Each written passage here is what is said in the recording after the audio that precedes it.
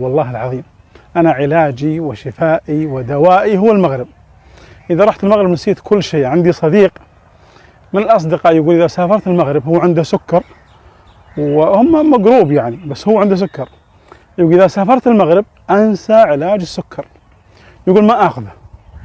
فسمعت أكثر من شخص يتكلم عن الموضوع هذا، يقول أنه إذا سافرت المغرب، بالذات المغرب، الضغط، السكر، الأمراض هذه تروح كلها.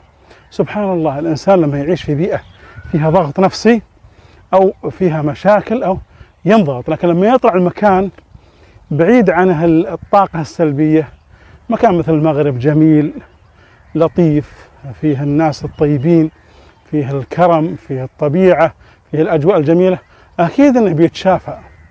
ليش الناس يسافرون من بلد إلى بلد؟ ليش يروحون من مكان إلى مكان؟ عشان يغيرون من طاقتهم، عشان يستمتعون بالحياة. فأنا صراحة شفائي ودوائي هو المغرب. والله مشتاق للمغرب الأيام هذه بالذات.